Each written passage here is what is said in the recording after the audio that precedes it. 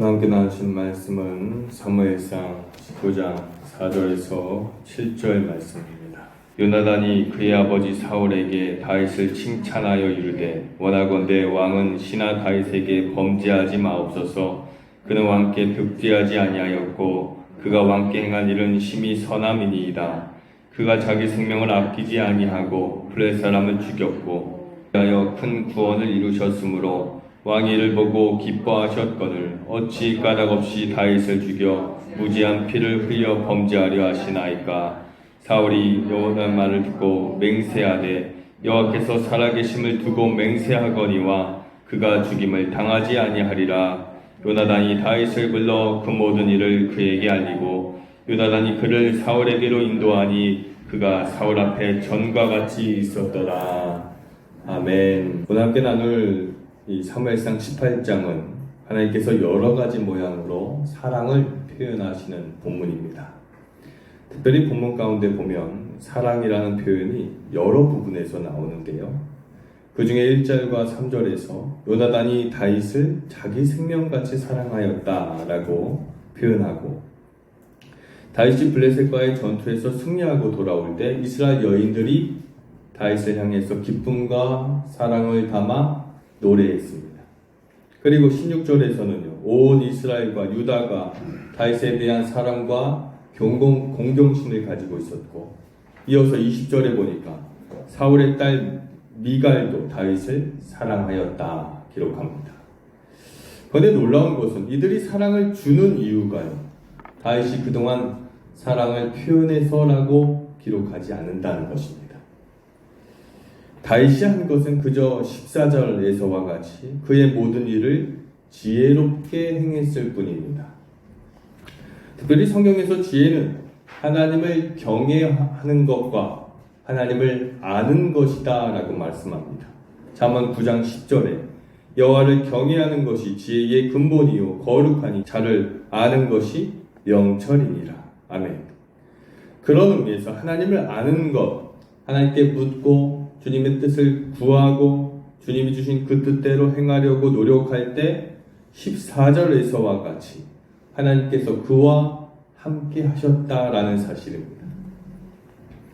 다시 말해 다윗이 사랑을 받은 이유는요, 다윗이 먼저는 하나님을 사랑했고 또 하나님의 사랑을 받은 그 사랑을 가지고 이웃을 내 몸과 같이 사랑했기 때문입니다. 무엇보다 하나님께서는 다윗이 이 사역을 감당하는 데 있어서 지치지 아니하도록, 곤비치 아니하도록 하나님께서 능력되어 주셨다는 사실을 우리도 믿어야 될 것입니다. 그런데 이 사랑이 넘치는 공동체, 이 이스라엘 속에서 유독 한 명, 이 사울 왕만이 소외되어 있는 것처럼 보여져요. 왜냐하면 사울 왕은요, 다윗에 대해서 사랑을 하지 않았기 때문이에요. 무엇보다 그는요, 성령 충만해야 될 사람이 지금 악령의 지배를 받고 있습니다. 그러나 하나님은요, 사울도 이 사랑이 넘치는 공동체에 있기를 바라신다는 사실이에요. 그래서 하나님께서 사울에게 무엇을 보여주셨냐? 바로 그것이 사랑입니다. 사랑. 28절에 보니까요, 여호와께서 다윗과 함께 계심을 사울이 보고 알았고 사울의 딸 미갈도 그를 사랑하는 모습을 보았습니다. 사랑을 보았어요. 보게 하셨어요. 사랑은 사실 보이지 않습니다. 사랑이라는 단어는 있지만, 하트를 우리가 그리지만 사실 사랑은 보이진 않아요. 바이러스와 똑같이 보이지 않습니다. 그러나 볼 수 있죠. 경험할 수 있고 체험할 수 있습니다. 사람들의 행동과 표현력과 감정의 변화와 여러 가지 사랑에 빠진 증상들을 통해서 우리는 확인해 볼 수 있습니다. 하나님께서 사울에게 그 사랑을 보게 하셨어요. 그런데 사울이 하나님이 베푸시는 사랑을 어떻게 받아들이고 어떻게 표현하고 어떻게 해석했느냐. 29절, 사울이 다윗을 더욱 두려워하여 평생에 다윗의 대적이 되었느냐 이렇게 기록해요. 하나님은 나를 사랑하지 않으셔. 나만 사랑하지 않으셔. 하나님은 다윗만 사랑하셔.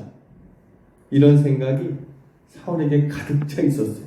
이렇게 이런 생각이 가득 차니까요. 그 마음이 시기와 질투와 이러한 악한 생각들이 가득하게 됩니다. 다윗에게 임하신 하나님의 은혜가 날로 더해지는 만큼 악령이 사울을 괴롭히는 강도가 점점 거세지는 것이. 그리고 사울이 다윗을 궁지에 몰아넣기 위해서 여러 가지 계획한 것들이 있죠. 그런데 이상하게도 계속적으로 수포로 돌아갔습니다. 오히려 이 악한 계획은 다윗의 능력과 명성을 높이는 일에 도구로 쓰였다는 사실이에요. 그래서 사울은 다시 오히려 자신의 자리를 빼앗고 가볍게 내 자리를 빼앗을 것이라 생각했습니다. 그래서 두렵게 느껴지게 되었고 더욱이 하나님께서 다윗과 함께 하심을 직접적으로 체험하니 내 자신이 작아지고 내 자신이 점차 이 교회 공동체에서 소외되고 있습니다. 게다가 자신의 능력으로 어떻게든 왕 중심으로 개혁을 시도하지만은 그게 잘 안 됐어요. 자꾸 안 됩니다. 왜 그랬을까요? 하나님께서 사울이 왕으로서의 권리, 다스림의 권한을, 자격을 박탈시키셨기 때문에 아무리 해도 안 됩니다. 그러나 하나님께서 사울을 당장 죽이시지는 않으셨어요. 충분히 버림받았고 저주받았고 자격을 상실했으니 당장 죽어도 이상하지 않았을 텐데요. 죽이시지 않으셨어요. 왜 그랬을까요? 하나님께서 여전히 사울을 사랑하시기 때문입니다. 그러나 이 사랑을 사울이 순수하게 받아들이지 못합니다. 다윗처럼요, 우리처럼요, 순수하게 받아들이지 않았어요. 잘못되게 해석한 것이에요. 왜 그랬을까요? 사울의 인생이 지금 하나님 중심의 인생이 아니라 내 중심의 인생이 돼요. 자기 중심주의 때문이었어요. 내 중심주의로 사니까 나보다 잘 되는 사람, 그 사람을 보면 아픕니다. 내 중심주의가 아니라 하나님 중심주의로 살면 어떻게 되죠? 하나님이 그를 축복하시는구나라고 생각하잖아요. 내 중심주의는 저 사람 잘 되는 거를 배 아파서 볼 수가 없어요. 이게 다른 거죠. 그래서 다윗은 본의 아니게도 사울을 정신적으로 스트레스를 주는 사람이 되어버려요. 그리고 사울의 입장에서는 다윗이 내 인생에서 좀 빠져줬으면 좋겠어요. 다윗이 없으면 하나님의 사랑을 나도 받을 수 있을 것이라고 생각하죠. 그래서 다윗을 어떻게든지 자신의 능력으로, 지금 자신의 능력이잖아요. 이 왕이라는 자리는 내 능력이거든요. 이것으로 제거하고 싶어 했습니다. 그래서 사울의 첫 번째 계획은요, 다윗을 천부장 삼아서 궁에서 내보내는 것입니다. 사실 천부장은 다윗의 계급을 강등하는 처사예요. 다윗을 강등한 이유는 천부장으로 전쟁터에 가서 열심히 적을 치다가 그만 죽어주기를 바랬던 그 마음 때문에, 무엇보다 자기 눈에서 멀어질 것이라 생각했기 때문에 천부장의 직함을 줍니다. 그러나 다윗은 오히려 천부장이 되어서 백성들과 더 가까이 있는 시간이 되었습니다. 그들을 지혜롭게 인도해 줄 수 있었고 때때로 그들을 위해서 지혜롭게 판결도 해주었기 때문에 모든 백성들에게 인기 있는 천부장이 되었죠. 그러므로 결국 사울의 다윗 죽이기가 실패한 것입니다. 그러다가 사울은 또다시 다윗 죽이기 2탄을 실시합니다. 이번에는 미인계를 사용하려고 해요. 사울은 사실 골리앗을 죽인 자에게 딸을 주겠다라는 약속을 한 적이 있어요. 그러나 다윗이 골리앗을 죽였을 때 자기 딸을 주지 않았어요. 아직도 그 약속을 실천하지 않았습니다. 그래서 이것을 빌미로 이번에는 자신의 딸 메랍을 줄 테니 여호와의 싸움을 싸우라라고 권면합니다. 사울은 다윗이 하나님의 군사임을 분명하게 인식하고 있습니다. 사울은 다윗이 하나님의 사람이라는 것을 분명히 알고 있습니다. 다윗은 하나님의 명령에 아멘으로만 응답하는 하나님의 군사입니다. 사울은 바로 다윗의 이 믿음을 가지고 다윗을 죽이기로 결정한 것입니다. 여전히 사울은 다윗의 믿음을요, 하나님을 향한 온전한 믿음이라 생각하지 않았어요. 무모한 믿음이라고 생각했을 뿐입니다. 그래서 블레셋과의 격렬한 전쟁에서 허무하게 인생을 마치길 기대하고 있습니다. 그런데 다윗이 어떤 결정을 합니까? 18절에 내가 누구며 이스라엘 중에 내 친속이나 내 아버지의 집이 무엇이기에 내가 왕의 사위가 되리까 하며 이 왕의 제안을 정중히 거절합니다. 이것은 다윗이 사울의 어떠한 정치적인 의중을 알았거나 혹 더 큰 야망이 있어서가 아니었습니다. 그저 아직 왕의 사위로서의 자리를 생각해 보지 않은 것뿐입니다. 다윗의 중요한 것은 무엇일까요? 하나님의 싸움을 싸우는 자리가 더 중요했습니다. 그래서 왕의 명령에 따라 여호와의 이름으로 일으킨 그 전쟁에 그대로 참여했고 결혼은 정중히 거절했습니다. 그래서 19절에 보니까 사울의 딸 메랍을 다윗에게 줄 시기에 무올라 사람 아드리엘에게 아내로 주었다라고 기록합니다. 사실 사울은요, 이 딸 메랍을 다윗에게 줄 생각이 전혀 없었어요. 왜요? 다윗은 죽이려고 했으니까요. 그저 딸 메랍도 천부장 다윗도 자신의 정치적인 일들을 위해서 쓰인 도구였을 뿐입니다. 그런데 메랍을 시집 보낸 사울에게 한 소식이 들려와요. 이것은 그의 딸 미갈이 다윗을 사랑한다라는 소식이었어요. 이 소식을 듣고 마음이 매우 기쁩니다. 왜 그랬을까요? 이 딸 미갈을 이용하면 다윗을 죽일 수 있는 기회가 될 것이라고 생각하는 것이에요.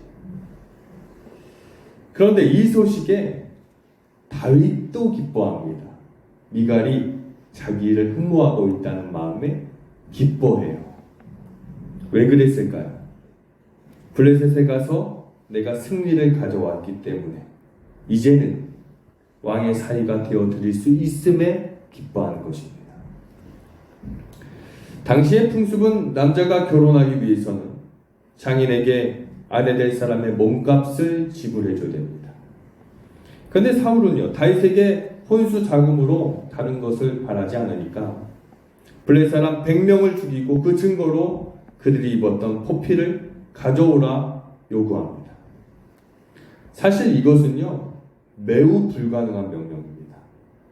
한 명의 군사가 블레셋 군인 100명 치고 그들이 입은 옷을 가져오라는 것은 어려워요. 그죠?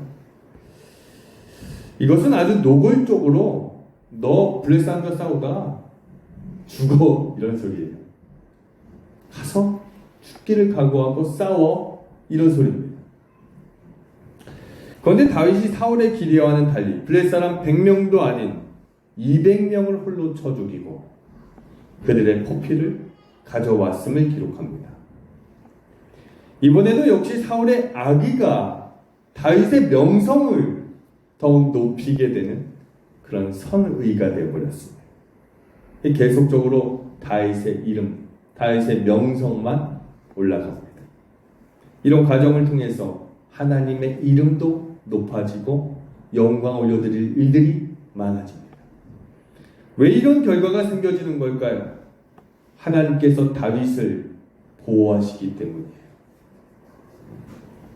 하나님의 계획에 다윗은 이미 이스라엘의 왕된 사람입니다. 하나님의 계획 속에 이미 다윗이 왕이에요. 그러므로 다윗의 자리는 이미 이스라엘의 왕이 되어서 왕과 같은 제사장의 면모를 보여야 되는 자리입니다. 그는 그 자리를 지켜내고 있습니다. 하나님은 다윗의 믿음을 사용하시고 무엇보다 다윗의 믿음을 통해서 이스라엘 모든 백성들이 하나님의 거룩한 통치, 다스림을 받게 하고 계십니다. 모든 이스라엘 백성들은 이미 하나님의 통치 속에 살아가고 있습니다. 그래서 블레셋과의 모든 전투에서 패배하지 않게 하셨어요. 그러나 반대로 사울은요, 다윗을 위해서 존재하는 자로 살고 있습니다. 자신을 위해서 살고는 있지만요, 그렇지 않아요. 다윗을 위해 존재하는 자로 살고 있어요. 자신만의 세상을 살아가고 있지만 그마저도 하나님의 계획과 섭리 속에 사울을 도구로 사용하시는 하나님의 능력을 우리가 바라보고 있는 것입니다. 그래서 사울이 다윗을 죽이려고 어떤 계획을 한다 할지라도 결과적으로 사울이 받는 결과는 다윗 죽이기가 안 된다는 사실. 죽이려고 하는 모든 계획마다 실패를 가져오니 다윗 죽이기가 아니었어요. 오히려 다윗을 살리는 반전의 역사가 계속되고 있었어요. 하나님께서 허락하시지 않는 역사는 일어날 수가 없는 것입니다. 결국 이 사건을 지켜본 사울은 하나님께서 다윗과 함께 하시는 것을 또한 보았습니다.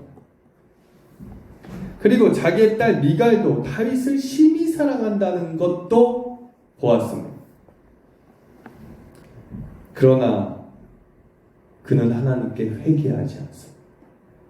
하나님께 돌아오지 않습니다. 그냥 그것만이에요.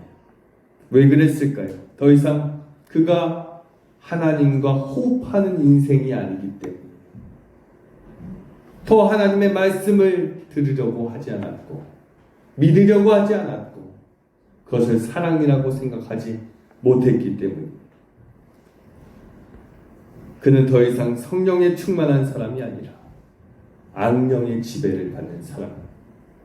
그는 어둠을 밝히는 빛의 자녀가 아니라 세상 속에 살아가는 사람으로 살고 있습니다. 그래서 다윗이 성공할수록 배가 아프고 다윗에 대한 두려움과 시기심과 증오만 함께 매우 커져만 가고 있습니다. 그래서 이제부터는요, 아주 직접적이고 노골적인 방법으로 다윗을 죽이려고 합니다. 그것은 사울이 강요회의를 소집시켜서 다윗을 공개적으로 사형시키라 라고 명령한 것이. 그저 다윗을 진심으로 아껴주는 요나단이 다윗에게 아버지 사울의 음모를 알리고 그를 숨도록 했습니다. 그리고 자기 아버지 사울왕 앞에서 다윗의 의로움과 억울함을 변호하며 다윗을 죽이지 말라 호소합니다. 19장 4절에서 5절 말씀. 왕은 신하 다윗에게 범죄하지 마옵소서. 그는 왕께 득죄하지 아니하였고 그가 왕께 행한 일은 심히 선함이니이다. 그가 자기 생명을 아끼지 아니하고 블레셋 사람을 죽였고 여호와께서는 온 이스라엘 위하여 큰 구원을 이루셨으므로 왕이 이를 보고 기뻐하셨거늘 어찌 까닭없이 다윗을 죽여 무죄한 피를 흘려 범죄하려 하시나이까. 요나단은 단순히 정에 이끌려서 지금 친구를 변호하고 있지 않습니다. 요나단은 이스라엘의 왕이 될 사람에게 지금 충성을 다하고 있는 것이, 이것이 요나단의 사명이요 사역입니다. 요나단이 지켜야 될 것이었죠. 그리고 무엇보다 왕이라 해서 무고한 백성을 죽이는 것은 직권남용입니다. 그러나 사울의 입장에서 보는 아들 요나단의 행태는 어땠을까요? 매우 이상해 보이지 않았을까요? 왜냐하면 이 일은 어디까지나 이 왕국의 발전을 위해서, 왕권을 지키기 위해서 왕이 행하는 일이었기 때문이에요. 그런 의미에서 요나단보다 높아진 인물은 당연히 처단받아야 마땅한 일이었죠. 그러나 요나단에게 중요한 것은 다윗이 중요했던 것과 동일합니다. 자신의 야망보다, 야심보다, 내가 나아갈 미래보다, 내가 걸어야 될 복된 길보다 더 중요한 것, 그것은 하나님의 뜻에 순종하는 것이고 하나님을 바라보고 내 자리를 지켜내는 것입니다. 그래서 요나단은 지혜롭게 아버지를 설득합니다. 무엇보다 다윗이 지금까지 행한 일은 선한 일뿐이었다는 사실. 그가 행한 일은 자기 생명을 아끼지 아니하고 블레셋 사람을 죽였고, 또한 이 일로 인하여서 하나님께서 온 이스라엘 위하여 큰 구원을 이루셨고, 이를 보고 당신도 기뻐했기에 다윗을 죽일 명분이 전혀 없다는 것입니다. 하나님께서 다윗을 계속적으로 보호하고 계십니다. 특별히 다윗을 주님의 사랑의 방법으로 보호하고 계십니다. 같은 믿음의 사람을 통해서 보호받게 하십니다. 믿지 않는 사람이 하나님께 또한 맹세하게도 하셨습니다. 6절 사울왕이 이렇게 맹세하죠. 여호와께서 살아계심을 두고 맹세하거니와 그가 죽임을 당하지 아니하리라. 이것은 하나님의 말씀이에요. 다윗에게 또한 요나단에게 그곳에 있는 모든 신하들에게 명령하신 하나님의 명령입니다. 그리고 하나님께서는 또다시 하나님의 결정 없이는 다윗이 죽지 않으실 것이라는 것을 블레셋과의 치열한 전투를 통해서 증명하십니다. 8절 전쟁이 다시 있으므로 다시 나가서 블레셋 사람들과 싸워 그들을 크게 쳐 죽임에 그들이 그 앞에서 도망하니라. 다윗에게 계속해서 고난과 환난과 어려움과 위기들이 계속적으로 일어납니다. 앞으로도 계속적으로 일어날 것입니다. 어느 날 제사장 사무엘이 기름 부은 그 순간부터 다윗의 인생이 계속적으로 꼬여만 가는 것 같아요. 세상적인 눈으로 바라보면 그는 계속 꼬여가고 있습니다. 이스라엘 욕하고 있는 골리앗을 향해 하나님의 이름으로 한마디 했다가 골리앗과 싸우게 됐어요. 어린 소년. 승진했던 군대의 대장 자리에서 천부장으로 낙천되기도 했어요. 아무것도 안 했는데. 수금으로 왕치로 해보려다가 왕이 던진 창에 찔릴 뻔했죠.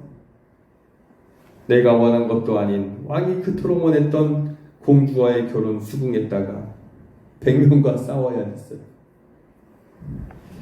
이제는 왕이 나를 죽인다고 공표하는 이 상황. 여러분은 다윗이 만약 나라면 지금 내 상황을 어떻게 생각하겠어요? 고난 아니에요? 환난 아니에요? 그러나 그럼에도 불구하고 하나님께서 다윗의 모든 전쟁을 승리하게 하셨고, 모든 사람들이 나는 주지 않았는데 모든 사람들이 나에게 사랑을 주는 역사를 경험하고 있고, 이것을 통해서 하나님께서 나와 함께 하심을 내가 알게 되었다는 사실입니다.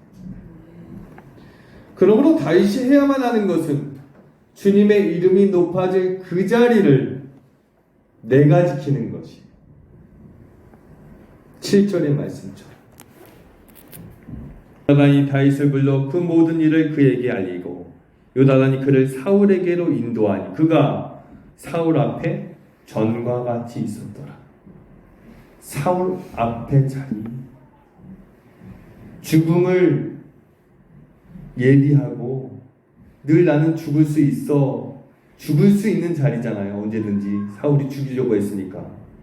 그럼에도 불구하고 그 자리를 지키고 있는 이 다윗의 모습을 우리는 발견하는 것이죠. 하나님은 언제든지 우리가 죽을 수 있는 그 자리를 허락하셨어요. 고난당할 수 있는 자리를 허락하셨어요. 사실 하나님을 믿는 것, 예수님을 믿는 것은 고난을 당할 수밖에 없는 자리예요. 그런데 그 자리를 허락하셨어요. 그렇다면 내가 지키고 내가 내 입으로 주님의 이름을 높여드려야 됩니다. 하나님은 사랑이십니다. 요한일서 4장 8절에서 10절에 말씀합니다. 사랑하지 아니하는 자는 하나님을 알지 못하나니 이는 하나님은 사랑이십니다. 하나님의 사랑이 우리에게 이렇게 나타난 바 되었나니 하나님이 자기의 독생자를 세상에 보내심은 그로 말미암아 우리를 살리려 하심이라. 사랑은 여기 있으니 우리가 하나님을 사랑한 것이 아니요 하나님이 우리를 사랑하사 우리 죄를 속하기 위하여 화목제물로 그 아들을 보내셨습니다. 아멘. 하나님의 사랑은 예수님을 이 땅에 보내실 만큼, 예수님이 이 땅에서 희생시키실 만큼 우리 인간의 사랑으로는 초월할 수 없는 능력이에요. 예수님께서 이 땅에 오신 이유는 주님을 믿고 우리가 다시금 생명을 얻어 살게 하시기 위함입니다. 다시 말해 하나님은 우리를 살리시는 분이십니다. 하나님은 죽은 왕에게 다스림을 받던 이스라엘을 살리시기 위해서 다윗을 보내신 것입니다.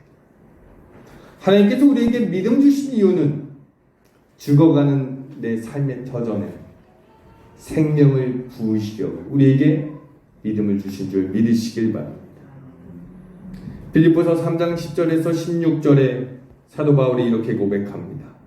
내가 그리스도와 그 부활의 권능과 그 고난에 참여함을 알고자 하여 그의 죽으심을 본받아 어떻게 해서든지 죽은 자 가운데서 부활에 이르려 하노니 내가 이미 얻었다 함도 아니요 온전히 이루었다 함도 아니라 오직 내가 그리스도 예수께 잡힌 바 된 그것을 잡으려고 달려가노라.